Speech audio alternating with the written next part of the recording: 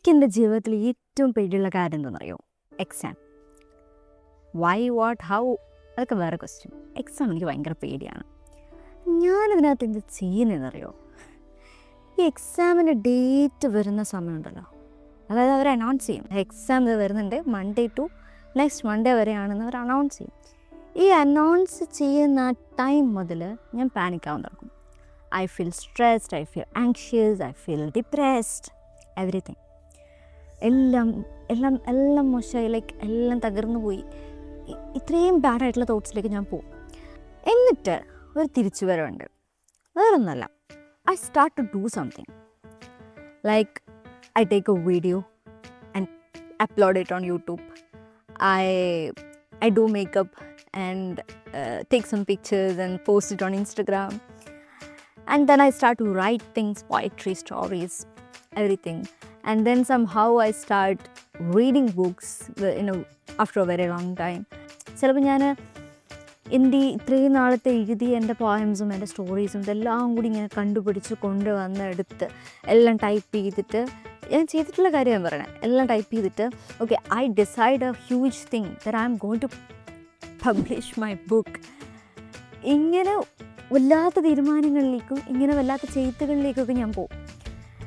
And what I feel inside is that okay I'm facing the problem, I'm facing my fear and I am surviving from it. ഞാൻ ആ ഒരു ഫിയറിനെ face ചെയ്യുകയാണ്, ഞാനതിനെ survive ചെയ്യുകയാണ്. എക്സാമിനൊക്കെ എൻ്റെ എക്സാമൊക്കെ എന്ത് ഈ ഒരു തോട്ടാണ്, ലൈക്ക് ഇതൊക്കെ എന്ത്, ഞാൻ ഇതിനൊക്കെ സർവൈവ് ചെയ്യുന്ന കണ്ടില്ലേ, ഈ സാധനമാണ്. Until my sister encounter me. I'm a huge fan of her. ചേച്ചിയുടെ ഒരു ഹ്യൂജ് ഫാനാണ് ഞാനെന്ന് പറയുമ്പോൾ I mean it. She's a little too philosophical and she knows a lot of philosophies, human mind and human tendency. She have learned about it. എൻ്റെ ചേച്ചി എന്നോട് പറഞ്ഞ കാര്യം ഇതാ, അതായത് ഓക്കെ നിനക്ക് പരീക്ഷ വരുമ്പോൾ നിനക്ക് പേടി വരുന്നുണ്ട് ആൻഡ് നീ ചെയ്യുന്നത് എന്താ creating things, like being creative. Okay, അതായത് സിമ്പിൾ വാക്കുകളിൽ പറഞ്ഞാൽ ഞാൻ പ്രൊഡക്റ്റീവ് ആകുന്നു.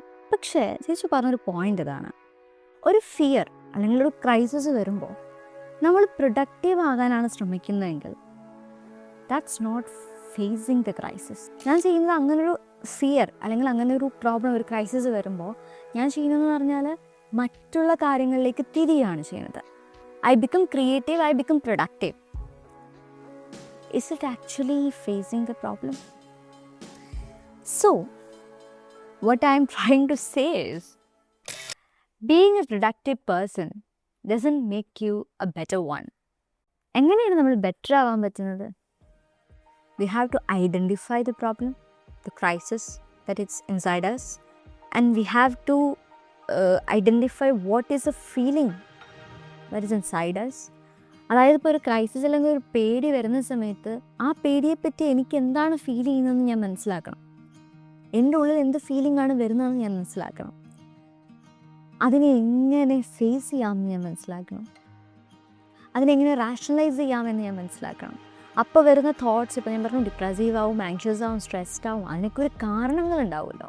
ചില തോട്ട് പാറ്റേൺസ് ആയിരിക്കും നമ്മളെ സ്ട്രെസ്ഡ് ആക്കുന്നതും നമ്മളെ ഡിപ്രഷനിലേക്ക് കൊണ്ടുപോകുന്നതും നമ്മളെ ആങ്ഷ്യസ് ആക്കുന്നതും. അപ്പം ആ തോട്ട് പാറ്റേൺസിനെ കണ്ടെത്തി അതിനെ റീസ്ട്രക്ചർ ചെയ്ത് എന്ത് ചെയ്യാൻ വേണ്ടി പറ്റും?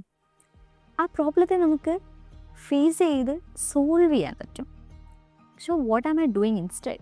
I was constantly doing distraction. Problem വരുന്നു, distracted ആവുന്നു. And I'm calling myself, okay, I'm a better person, I'm being productive. That's so humorous. പക്ഷേ അതിനകത്ത് വേറൊരു കാര്യം കൂടിയുണ്ട്. അതായത് ഈ പറയുന്ന ഡിസ്ട്രാക്ഷൻ എന്ന് പറയുന്ന കാര്യമുണ്ടല്ലോ, അല്ലെങ്കിൽ പ്രൊഡക്റ്റീവ് ആകുന്നു എന്ന് പറയുന്നൊരു കാര്യമുണ്ടല്ലോ, അത് ഒരു സൈഡിൽ കൂടെ നമുക്ക് നോക്കിക്കഴിഞ്ഞാൽ it's a coping mechanism too. Same time it's a distraction and same time it's a coping mechanism. And how it is a coping mechanism and what is coping mechanism? അതായത് ഒരു പ്രശ്നം വരുമ്പോൾ അല്ലെങ്കിൽ ഒരു സ്ട്രെസ്സ് വരുന്ന സമയത്ത് നമ്മളതിനെ മാനേജ് ചെയ്ത് കൊണ്ടുപോയി അതിൽ നിന്ന് പുറത്ത് വരുന്നതിനെയാണ് ഒരു കോപ്പിംഗ് മെക്കാനിസം എന്ന് പറയുന്നത്. These two are similar.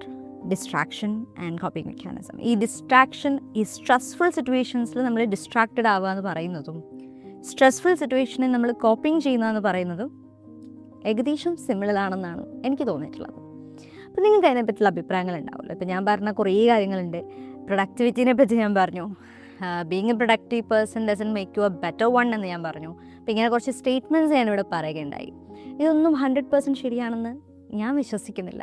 കാര്യം ഇവിടെ എല്ലാം ചേഞ്ച് വരാനുണ്ട്, ഞാൻ ഇനിയും പഠിക്കാനുണ്ട്, ഞാൻ ഇനിയും റിസർച്ച് ചെയ്യാനുണ്ട്, ഇതിനെ പറ്റിയിട്ടൊക്കെ ഇനിയും കൂടുതൽ അറിയാനുണ്ട്.